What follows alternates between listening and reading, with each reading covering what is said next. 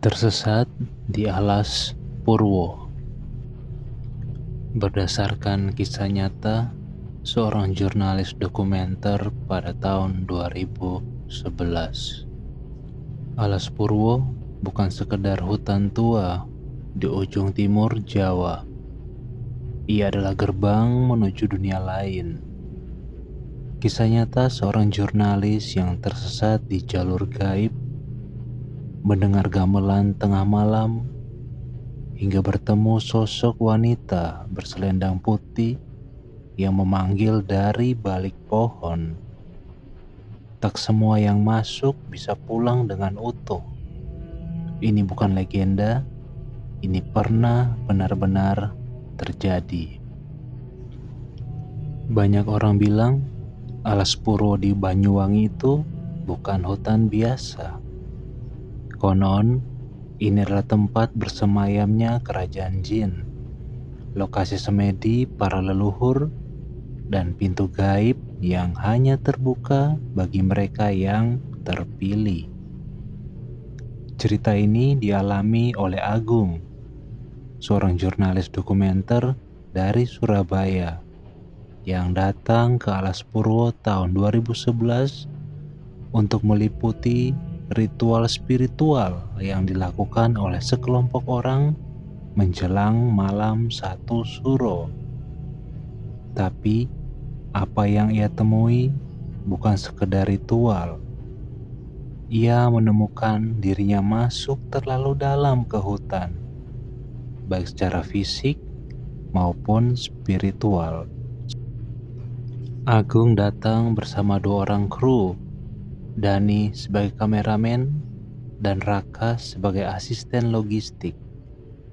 Mereka mendapatkan izin untuk masuk ke wilayah Alas Purwo pada siang hari dan mendirikan kemah dekat Pura Luhur Giri Salaka, lokasi paling sakral di dalam hutan. Warga sekitar memberi peringatan. Kalau mendengar suara gamelan atau ada orang berselendang putih mengajak masuk ke dalam, tolong jangan diikuti. Itu bukan manusia. Agung hanya mengangguk, menganggap itu mitos lokal. Tapi malam itu, suara gamelan memang terdengar, lirih, jauh di dalam hutan. Seolah ada pesta yang sedang berlangsung. Sekitar pukul 23.00, Agung dan Dani memutuskan berjalan sedikit masuk ke hutan untuk mencari footage suasana malam.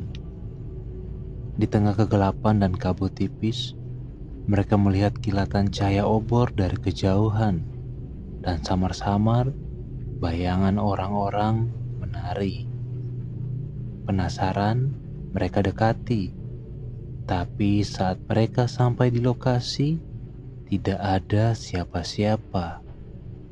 Tanahnya dingin, basah seperti habis hujan, padahal tak ada hujan. Jejak kaki bertebaran di tanah, tetapi tidak ada satupun makhluk terlihat. Mereka memutuskan kembali ke tenda.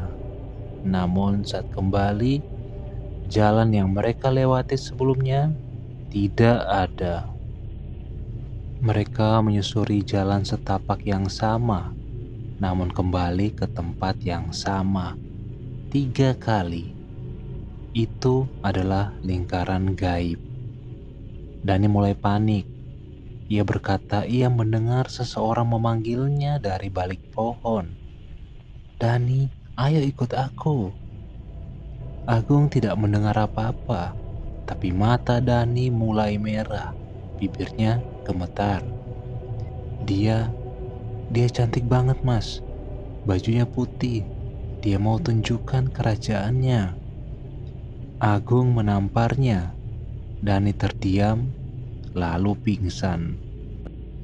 Saat tengah malam menjelang, Agung mencoba mencari sinyal sambil menggendong Dani setengah sadar. Di tengah jalan, ia bertemu seorang kakek renta berpakaian adat Jawa lengkap, membawa tongkat. kalian sudah kelewat batas. Kalian bukan hanya masuk hutan, kalian mengusik tempat duduknya para leluhur. Kakek itu menunjuk ke arah kanan. Jalan pulangmu cuman ada satu, lewat suara ayam pertama. Lalu ia menghilang, benar-benar hilang di depan mata. Sekitar pukul 3 pagi, Agung duduk lemas sambil menjaga Dani yang masih pingsan. Raka yang sempat tertinggal akhirnya menyusul dan mengaku ia sempat melihat Agung dan Dani berdiri di bawah pohon besar.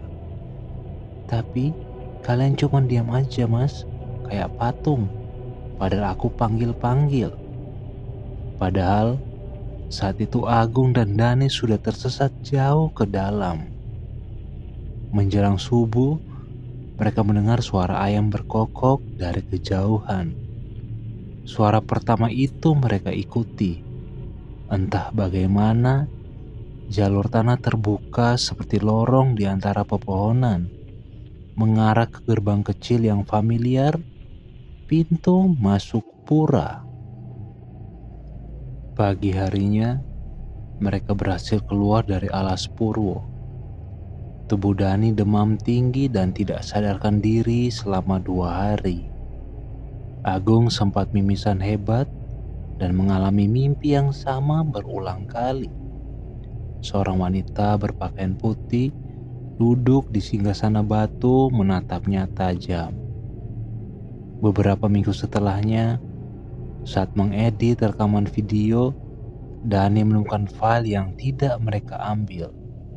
Di dalamnya ada video 3 menit berisi tarian ritual di tengah hutan dengan wanita mengenakan selendang putih menari mengelilingi api.